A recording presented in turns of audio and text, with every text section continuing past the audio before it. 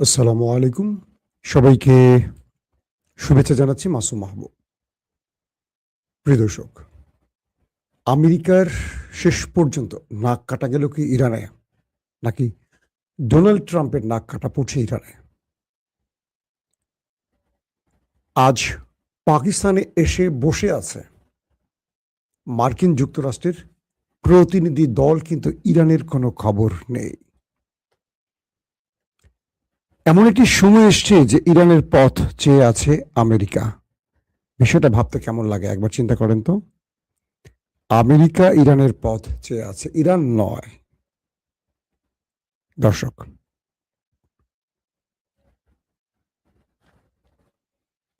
মার্কিন president Donald Trump ক্রমান্বয়ে একা হয়ে পড়ছেন। অন্যদিকে পৃথিবীতে ইরানের গ্রহণযোগ্যতা ক্রমান্বয়ে বাড়ছে।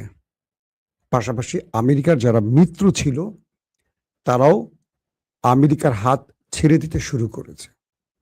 এই যুদ্ধ ইরানকে দিয়েছে অনেক কিছু, আমেরিকা শূন্য হাতে। আজকের পুরো লাইফটি আমি আপনাদের সেই বিষয়ে যতটুকু পারি তুলে ধরার চেষ্টা করব, এবং আগামী কয়েক ঘন্টা কেন খুব ক্রুশিয়াল টাইম সেটা আমি আপনাদেরকে সংবাদের মাধ্যমে জানাবার চেষ্টা করব। এছাড়া থাকবে আজকের নতুন অনেকগুলো খবর। প্রিয় দর্শক, মার্কিন যুক্তরাষ্ট্র প্রথমে বলেছিল সোমবার, ইরানের আওয়াজ সে না পেয়ে পরে বলল আমাদের শান্তি চুক্তি মঙ্গলবার হতে যাচ্ছে। মার্কিন যুক্তরাষ্ট্র থেকে উড়ে এসছেন দুজন প্রতিনিধি, স্টিভ উইটকফ এবং ডোনাল্ড ট্রাম্পের জামাতা জয়ারেড কুশনার। কিন্তু ইরানের কোনো প্রতিনিধি দল পাকিস্তানে প্রবেশ করেনি। ইরান বলেছে আমরা এ ফেক শান্তি চুক্তিতে বসতে রাজি নই। যতক্ষণ পর্যন্ত আমাদের শর্ত আমেরিকা না মানবে আমরা এই শান্তি চুক্তিতে বসবো না। এটি একটি লোক দেখানো শান্তি চুক্তি। ইরানের দুজন গুরুত্বপূর্ণ ব্যক্তি, একজন স্পিকার, অন্যজন পররাষ্ট্রমন্ত্রী, দুজনের বক্তব্যে সেই বিষয়টি স্পষ্ট হয়েছে। কিন্তু আমেরিকার অন্যতম আরেকজন ডেলিগেট, ভাইস প্রেসিডেন্ট, তিনি কোথায়? JD Vance. বলা হচ্ছে তিনি এখনো বিমানে ওঠেননি, কারণ যতক্ষণ না ইরান এই সফরে পাকিস্তানে আসছেন এই গ্রিন সিগন্যাল না পাচ্ছে ততক্ষণ মার্কিন ভাইস প্রেসিডেন্ট তিনি আসছেন না ইরান, আমেরিকা কি বলে পাকিস্তানে। যখন বোঝা যাবে জেডি ভ্যান্স আকাশে উড়াল দিচ্ছেন, তার বিমানে পা রাখছেন, তখন বোঝা যাবে নেপথ্যে ইরান আমেরিকাকে গ্রিন সিগন্যাল দিয়েছে। বিষয়টি মোটামুটি এরকমই হচ্ছে, আপাতত দৃষ্টিতে তাই মনে হয়। যে মার্কিন প্রেসিডেন্ট বারবারই বলছেন ইরানের সাথে চুক্তি হয়ে যাচ্ছে, চুক্তি হয়ে যাবে, চুক্তি হয়ে যাচ্ছে, চুক্তি হয়ে যাচ্ছে, সেই প্রেসিডেন্ট ট্রাম্প অবশেষে বুঝলেন ইরান তার কাছে নতি স্বীকার করছে না, বরং তাকে নতি স্বীকার করতে বাধ্য করছে। একদম সহজ বাক্যে বুঝিয়ে বললাম আপনাদের। মার্কিন প্রেসিডেন্ট গত কয়েকদিনে তার সবগুলো বক্তব্যে দুটো স্পেশাল ওয়ার্ড ইউজ করেছেন। এক, শান্তি চুক্তি, দ্বিতীয়, ইরানকে ধ্বংস। বারবারই তিনি ইরানকে হুমকি দিয়েছেন। কখনো বলেছেন পাথরের যুগে পাঠাবেন, কখনো বলেছেন পুরো ইরানের মানচিত্র থেকে মুছে ফেলবেন, কখনো বলেছেন বোম্বিং করে পুরো ইরানকে ধ্বংস করে ফেলবেন, কখনো বলেছেন বিশ্ব সভ্যতা থেকে ইরানকে মুছে ফেলবেন। ইরান তার উত্তরে মুখে কিছু বলেনি, শুধু কাজ করে গেছে। ডোনাল্ড ট্রাম্প যখন হরমুজ প্রণালীতে নৌ অবরোধ শুরু করলেন, এরপর পাকিস্তানের মধ্যস্থতায় ইরানের সাথে বসলেন, অর্থাৎ ইরান এবং আমেরিকার মধ্যে মধ্যস্থতা করলো পুরো পাকিস্তান। একদিকে প্রধানমন্ত্রী শাহবাজ শরীফ, অন্যদিকে ফিল্ড মার্শাল আসিম মনির। ইরান বলল যতক্ষণ আমেরিকানরা হরমুজ প্রণালী থেকে বেরিয়ে না যাবে আমরা হরমুজ খুলে দেব না। আসিম মনির এই বিষয়টি টেলিফোনে বললেন প্রেসিডেন্ট ট্রাম্পকে যে আপনি হরমুজ প্রণালী থেকে নৌ অবরোধ প্রত্যাহার করলে বা চলে গেলে ইরান হরমুজ খুলে দেবে, তবে ইরান টোল আদায় করবে। যে শর্ত ইরান, সেই শর্তই থাকবে ইরান। ডোনাল্ড ট্রাম্প বলেন ওকে ফাইন, আমি হরমুজ থেকে চলে যাব। ইরান হরমুজ খুলে দেওয়ার ঘোষণা দিল। 24 ঘন্টা পেরিয়ে গেছে, কিন্তু আমেরিকা হরমুজ ত্যাগ করেনি, বরং আরো ওয়ারশিপ, অ্যাটাকিং হেলিকপ্টার, আরো কমান্ডো এ অঞ্চলে আনতে শুরু করেছে। ডোনাল্ড ট্রাম্পের গণমাধ্যমগুলো ফক্স নিউজ থেকে শুরু করে, ডোনাল্ড ট্রাম্পের অনুসারী বা তার অনুগত এই ফক্স নিউজ, তারা বলতে শুরু করেছে যে ট্রাম্পের বিজয় হয়েছে। ইরান ট্রাম্পের কাছে নথি স্বীকার করে হরমুজ খুলে দিয়েছে। দেখেন পর্দার অন্তরালে ঘটেছে কি, আর আমেরিকা বা ট্রাম্প প্রচার করছে কি। হাতে পায়ে ধরছে পাকিস্তানের ট্রাম্প ইরানকে বোঝাবার জন্য।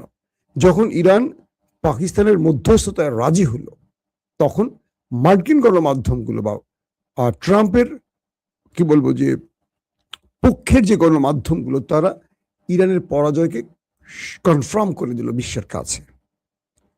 24 ঘন্টা পর ইরান দিল আবারও হরমুজ বন্ধ করে। ইরান বলল যতক্ষণ না মার্কিন ওয়ারশিপের একটিও হরমুজের ত্রিসীমানার মধ্যে থাকবে, হরমুজ বন্ধ থাকবে।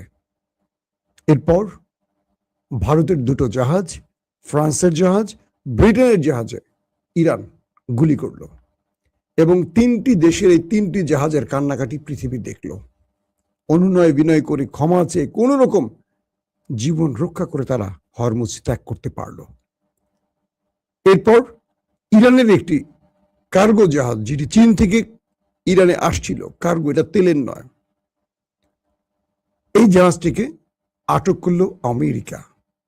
ইরান প্রতিশোধ হিসেবে মার্কিন যুদ্ধ জাহাজে ড্রোন অ্যাটাক চালালো। আবারও সেই অঞ্চল ত্যাগ করলো আমেরিকা। শেষ পর্যন্ত ইরান বলে দিল ইরান কোনোভাবেই আমেরিকার সাথে কোনো আলোচনায় বসবে না, কারণ তারা যুদ্ধবিরতি লঙ্ঘন করেছে। কারণ যুদ্ধবিরতির মধ্যেই তারা হরমুজে অবরোধ করেছে। যখন যুদ্ধ চলছিল তারা এই সাহসটি করেনি। তো আমেরিকা যতক্ষণ হরমুজ ত্যাগ না করবে, ততক্ষণ এই অঞ্চলে শান্তি যেমন আসবে না, ততক্ষণ ইরান বসবে না। আমেরিকা কি করলো, ইরানকে একটার পর একটা হুমকি দিল, নাম নিশানা মুছে ফেলবে, ধ্বংস করে ফেলবে, পুরো ইরানকে বালু বানিয়ে ফেলবে, বোম্বিং করে একদম মাটির সাথে মিশিয়ে ফেলবে, ব্লাব ব্লাব ব্লাব ব্লাব, যা পারলো ট্রাম্প সব বলল। কিন্তু মজার বিষয় কি জানেন, ইরান ট্রাম্পের এই বক্তব্যে এতটুকু ভয় পায়নি। সিআইএর একটি টিম আমেরিকাকে বলল, মিস্টার প্রেসিডেন্ট, আমাদের কাছে যে তথ্য আছে, ইরান আরেকটা বড় যুদ্ধের জন্য প্রস্তুতি নিচ্ছে এবং এই যুদ্ধে ইরান তার কাছে থাকা সবচেয়ে ভয়ঙ্কর গোপন মিসাইলগুলো পৃথিবীর সামনে হাজির করবে। কে বলছে? সিআইএর একজন খুব গুরুত্বপূর্ণ কর্তা ব্যক্তি। কাকে? হোয়াইট হাউসকে, মিস্টার প্রেসিডেন্টকে। এটা নিয়ে আমেরিকার রীতিমতো বিস্তর গবেষণা করে। গত কয়েকদিনে সিচুয়েশন রুমে একাধিকবার বৈঠকে বসেন ডোনাল্ড ট্রাম্প। তিনি বারবারই বলেন প্রয়োজনে আমি নিউক্লিয়ার অ্যাটাক করব, কিন্তু মার্কিন প্রশাসন, মার্কিন জেনারেলরা ট্রাম্পের এই দাবির পক্ষে দাঁড়াচ্ছেন না। তারা বলছেন ইরান আমেরিকার যুদ্ধের অবস্থা নিউক্লিয়ারের দিকে যায়নি। এক ইরান হরমুজ দিয়ে পুরো পৃথিবীর কাছে লিঙ্ক করে ফেলেছে আমেরিকাকে। এখন যদি ইরানে কোনো কারণে একটি মিস অ্যাডভেঞ্চার হয়, একটি নিউক্লিয়ার অ্যাটাক করে আমেরিকা, পুরো পৃথিবী আমেরিকাকে এই সুযোগে একা করে ফেলবে। আমেরিকা শুধু নিউক্লিয়ার দিয়ে পরাশক্তি হয়নি, নিউক্লিয়ার রেখে ব্যবহার না করেও পরাশক্তি হওয়া যায়। সেই থট বা সেই মিথকে যদি আমেরিকা ভেঙে ফেলে, আগামীকালকে মনে রাখবেন 205টি দেশের 9টি দেশের কাছে পারমাণবিক আছে। পৃথিবীর 205টি দেশের 9টি দেশের কাছে নিউক্লিয়ার আছে। এই নিউক্লিয়ার থাকা মানে সবকিছু নয়। ট্রাম্প বারবারই পাগলামি করছেন। প্রয়োজনে নিউক্লিয়ার অ্যাটাক করবেন, তার থ্রেটগুলো নিউক্লিয়ার দিকে। এক ট্রাম্প চাইলেই নিউক্লিয়ার অ্যাটাক করতে পারবেন না। এখানে অনুমোদনের জন্য আরো যে ব্যক্তিরা আছেন, তারা কেউ ট্রাম্পের পক্ষে দাঁড়াচ্ছেন না। মার্কিন জেনারেলরা তাকে বারবারই বোঝাবার চেষ্টা করছেন যে বিগত 40 দিনের যুদ্ধে ইরান যা পেয়েছে আমরা পাইনি। ইরান পৃথিবীর কাছে তার গ্রহণযোগ্যতা পেয়েছে যেটা আগে ছিল না। আমেরিকা তার গ্রহণযোগ্যতা হারিয়েছে, যেটা ছিল সেটাও হারিয়ে ফেলেছে। এক, এই যুদ্ধকে আমেরিকা, মার্কিন সেনারা, মার্কিন পলিটিশিয়ানরা, পৃথিবীর যত গুরুত্বপূর্ণ বা আমাদের মিত্র রাষ্ট্রগুলো, কেউ বলছে না এই যুদ্ধ আমেরিকার যুদ্ধ, সবাই বলছে এটা ইসরায়েলের যুদ্ধ, আমেরিকার লড়ছে। মিস্টার প্রেসিডেন্ট, আপনাকে পৃথিবীকে বোঝাতে হবে এই যুদ্ধ আমাদের যুদ্ধ। আমাদের সেনারা তারা তাদের মূল শক্তির জায়গাটা, দেশপ্রেমের জায়গা থেকে, মোরাল জায়গা থেকে তারা ভেঙে পড়েছে, কারণ এই যুদ্ধটা আমাদের না, আমরা কেবল প্রক্সি ওয়ার করছি ইসরায়েলের হয়ে। কে বলছে? মার্কিন জেনারেলরা।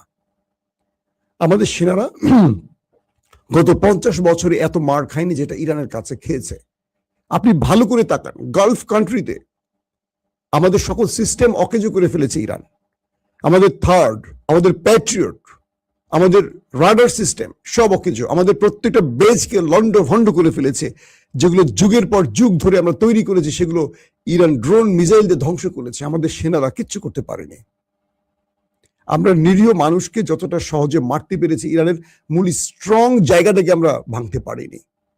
তাহলে সেই ইরানকে আমরা কি করে দুর্বল করব? তার মানে ইরান এই যুদ্ধে তার মোরাল জায়গা থেকে, তার দেশপ্রেম থেকে বা তার অধিকারের জায়গা থেকে স্ট্রং জায়গা আছে, স্ট্রং ভিতের উপর আছে, কিন্তু আমরা নেই। আমাদের সেনারা এই লড়াইটা তাদের নিজের মনে করছে না, কিন্তু শুধু নির্দেশ বাস্তবায়ন করছে। আমরা ইস্পাহানে পরাজিত হয়েছি, এতগুলো সেনা নিয়ে আমরা ফেরত এসছি, অনেকেই প্রাণ হারিয়েছে, আমাদের বিশাল সামরিক বহরকে ইরান ধ্বংস করে ফেলেছে, পৃথিবী দেখেছে, সেখানে আমাদের পরাজয় হয়েছে।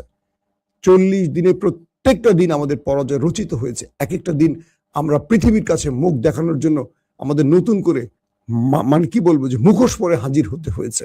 কে বলছে? মার্কিন জেনারেলরা। মিস্টার প্রেসিডেন্ট, সিদ্ধান্ত আপনাকে পরিবর্তন করতে হবে। ট্রাম্প ভেতরে চাপ খাচ্ছে, বাইরে আরেকটা বলছে। এখন পর্যন্ত ইরানে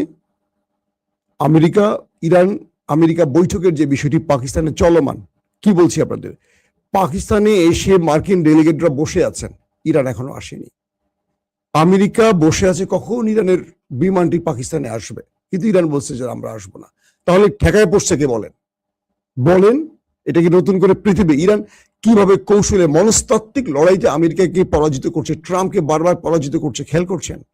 এই যুদ্ধে কৌশলের খেলায়, পরিকল্পনার খেলায়, মনস্তাত্ত্বিক খেলায়, এবং এই যুদ্ধে সবচেয়ে বড়, পৃথিবীকে সহজ বাক্যে পক্ষ বিপক্ষের যে বার্তাগুলো, ইরান যে খেলাটা খেলছে, আমেরিকা সেখানে পুরোপুরি ব্যর্থ হয়েছে। আমেরিকার সবচেয়ে বড় শক্তি ন্যাটো, ন্যাটো আমেরিকার পাশে দাঁড়ায়নি। আমেরিকার অন্যতম মিত্র হলো ইউরোপের বন্ধুরা, একজনও আসেনি, কিন্তু এরা তলে তলে ইরানের সাথে যোগাযোগ করছে। ইরান এমন এক নিউক্লিয়ার খেলা খেলেছে, পৃথিবীর সকল নিউক্লিয়ারকে পরাজিত করে ফেলেছে, সেটার নাম হরমুজ প্রণালী। এই এক হরমুজ দিয়ে মার্কিন যুক্তরাষ্ট্রকে কাহিল করে ফেলেছে, পুরো ট্রাম্পের নাক কেটে পৃথিবীর কাছে তাকে সাইজ করে ফেলেছে। এখন ইরান একটি বক্তব্যের উপর অটুট, তুমি আমার হরমুজ থেকে চলে যাও, হরমুজে আমি টোল আদায় করে কে আসবে যাবে তার উপর যে সিদ্ধান্ত নিয়েছি, পার্লামেন্টে ভোটাভুটি করেছি, যে বিল পাশ করছি, তুমি এখানে হাত দিলে আমি কোনোভাবে মানবো না। তুমি যতদিন চাও আমি যুদ্ধ করে যাব, যতদিন চাও। ট্রাম্প পড়ে গেছেন একটা বড় বিপদে, কারণ আয়াতুল্লাহ আলী খামেনিকে যতটুকু ম্যানেজ করা যেত, মুস্তফা খামেনি একেবারেই মানতে রাজি না। এতটা তিনি কট্টর বলবো না, শব্দটা পজিটিভ ভাবে বলি, তার দেশের প্রতি তার যে ডেডিকেশন, তার দেশের প্রতি যে প্রেম, বা একটা বৃহৎ পরাশক্তিকে তিনি চোখে চোখ রেখে কথা বলার যে দুঃসাহস, পুরো পৃথিবী আমেরিকাকে আর ইরানকে নতুন রূপে দেখতে শুরু করেছে। বিশ্বাস করবেন, ইন্দোনেশিয়া, তাদের দেশের ভেতরে আমেরিকার জনপ্রিয়তা কমে গেছে। পৃথিবীর বহু দেশ থেকে এখন তথ্য আসতে শুরু করেছে, যারা তাদের জনগণ আমেরিকার পাশ থেকে সরে যেতে সরকারকে চাপ দিচ্ছে। ইউরোপের দেশগুলো আমেরিকার পক্ষ ত্যাগ করতে শুরু করেছে। বুঝতে পারছেন? শুধু তাই নয়, যে দেশগুলো দীর্ঘদিন আমেরিকার দালালি করতো, সেই দেশগুলোর ভেতর থেকে আমেরিকা বিরোধী মনোভাব সৃষ্টি হচ্ছে, যেগুলো মার্কিন গণমাধ্যম প্রতিদিন প্রচার করছে। এই অবস্থার মধ্যে আমেরিকা এমন একটি জায়গায় পড়ে গেছে, এই যুদ্ধ আমেরিকাকে সবকিছু, মানে আমেরিকার পুরো অস্তিত্বে টান দিয়েছে, তার অহংকারের চাদরটা খুলে নিয়ে গেছে, আর ইরান তার জায়গায় ফিরে এসছে। এই যুদ্ধে ইরান যা পাবে আমেরিকা তার কিচ্ছু পাবে না। নেক্সট টাইম যেই তথ্যটি বললাম যে মার্কিন গোয়েন্দাদের কাছে তথ্য আছে ইরান কোনো বিগ সারপ্রাইজ তার পকেটে রেখেছে। এই সারপ্রাইজটা কি হতে পারে এটা এখন আমেরিকার মাথা নষ্টের কারণ। যে ইরান ভয় পাচ্ছে না কেন, ইরান এতটুকু নড়ছে না কেন, আমেরিকার হুমকি ধমকিতে ইরান এতটুকু ভীত হচ্ছে না কেন, ওদের কাছে আছেটা কি? ওরা যে বারবার বলছে যে আমেরিকাকে সারপ্রাইজ দেবে, সেটা কি হতে পারে? এটা নিয়ে রীতিমতো মার্কিন গবেষকরা তারা এখন চুল ছিটছে যে কি আছে ইরানের কাছে। ইসরায়েলের মাথা নষ্ট হয়ে যাচ্ছে, কি আছে ইরানের কাছে। তারা এখন খুঁজতে শুরু করছে ইরানের কাছে কি এমন আছে। কিন্তু ইরান বলছে আছে সারপ্রাইজ, তুমি যদি আমার দেশে আক্রমণ করো আমি তোমাকে সেই সারপ্রাইজটা দেব। কিন্তু আমেরিকা এখন ভয় পাচ্ছে, আক্রমণ করবে নাকি সমঝোতা করে কোন রকম ফেস সেভিং করে তিনি যুদ্ধটা থামাবেন। একদিকে মার্কিন যুক্তরাষ্ট্রের জনগণ বা প্রশাসন বা ডিপ স্টেটের চাপ, যুদ্ধ বন্ধ করো। অন্যদিকে নেতানিয়াহুর চাপ, যুদ্ধ বন্ধ করো না, ইরানকে শেষ করো। কিন্তু ইরানকে শেষ করতে যে প্রথম 40 দিনে পারেনি, সে বাকি সময়টিতে পারবে কি করে? নিশ্চয়তা কি যে ইসরায়েল আমেরিকা বলছে মাত্র 2 থেকে 3 দিনের মধ্যে আমরা ইরানকে শেষ করে দেব, নিশ্চিহ্ন করে দেব। আজ পর্যন্ত সেই ইসরায়েল আমেরিকা 40 দিন পরে হিসেবের খাতায় দেখলো তাদেরই সবকিছু হারিয়েছে। কেবল ইরানের কিছু ভবন, কিছু সাধারণ মানুষকে, একজন গুরুত্বপূর্ণ ব্যক্তিকে হত্যা ছাড়া ইরানের কাছ থেকে কিচ্ছু পায়নি তারা। এই যুদ্ধ ইরানকে দিয়েছে, আবারও বলছি। হ্যাঁ, ইরানের ব্যাপক ক্ষতি হয়েছে, আয়াতুল্লাহ আলী খামেনি নেই, গুরুত্বপূর্ণ সেনা অফিসাররা নেই, এগুলো ইরানকে মোটেও ভাবায়নি। তো যারা চলে গেছেন তাদের চেয়ে যোগ্য ব্যক্তিরা কেন যেন মনে হয় ইরানের চেয়ারে এসে বসে গেছেন। এমন একটি স্ট্রাকচার ইরান তৈরি করেছে, যারা চলে যান তাদের পরবর্তী ব্যক্তিরা আরো স্ট্রং, আরো সাহসী, আরো ইমানদার যেন প্রমাণ করছে। আয়াতুল্লাহ আলী খামেনি তিনি নিঃসন্দেহে একজন ডার্ক সাইডে একজন বর্ষিয়ান নেতা। তার ছেলে এসে আমেরিকাকে পরাস্ত করেনি, এই যুদ্ধটা তো তার ছেলের নেতৃত্বে হচ্ছে, তাই তো? তিনি কি কোনো ভুল করেছেন? না, কারণ ইরান এমন একটি কাঠামো তৈরি করেছে, সুপ্রিম কাউন্সিল বলি বা আইআরজিসি বলি বা তাদের যে ডিপ স্টেটের ভেতরে যারা যুদ্ধকালীন পরিকল্পনা তৈরি করেন, তারা যে কাজগুলো করছেন প্রত্যেকটা সফলতা ইরান পেয়েছে। হ্যাঁ, তাদের একটাই দুর্বলতা, ভিতরে বিশ্বাসঘাতক চিহ্নিত করা। এই বিশ্বাসঘাতকরা তাদের গুরুত্বপূর্ণ ব্যক্তিদের স্থান বর্ণনা করে দিয়ে মুসলমানদের কাছে ইসরায়েল বা আমেরিকার টার্গেটে পরিণত করে তাদেরকে হত্যা করেছে। এটা সত্য কথা। যেমন মাদুরো, নিকোলাস মাদুরোকে তুলে নিয়ে গেছে আমেরিকা একটা ছোট্ট অ্যাটাকের মাধ্যমে, একটা অভিযানের মাধ্যমে। কিন্তু ইরান থেকে কাউকে নিতে পারেনি। ইরানের লোকেরা যারা মারা গেছে, কেউ পালিয়ে থেকে মরেনি, প্রত্যেকে তার ঘর থেকে মারা গেছে। তার মানে তারা শহীদি মৃত্যুর জন্য যেন প্রস্তুত ছিল। তো সেই জাতিকে তো আসলে হারানো যাবে বলে আমার মনে হয় না। এখন পৃথিবী অনিশ্চিত আরেকটা যাত্রার দিকে যাচ্ছে। যদি ইরান পাকিস্তানে এই আলোচনায় না বসে, তাহলে আমেরিকা কি করবে? কয়দিন অপেক্ষা করবে পাকিস্তানে, নাকি শেষ পর্যন্ত ইরানের হাতে পায়ে ধরে আবারও ইরানকে এনে একটা সমঝোতা করবে? এই বিষয়গুলো কিন্তু আমরা আগামী কয়েক ঘন্টার মধ্যে জানতে পারবো। এখন সময় আছে, কারণ ইরান থেকে পাকিস্তানের দূরত্ব খুবই কম, কিন্তু আমেরিকার দূরত্ব অনেক বেশি। ইরান চাইলে কয়েক ঘন্টার মধ্যে চলে আসতে পারবে। বাট পর্দার আড়ালে আমেরিকা ইরানকে কোন কোন শর্ত মানার পক্ষে রাজি করাতে পারবে, সেই বিষয়টি আমরা এখন দেখতে চাই। কারণ ইরান তখনই আসবে যখন আমেরিকা ইরানের শর্ত মানবে।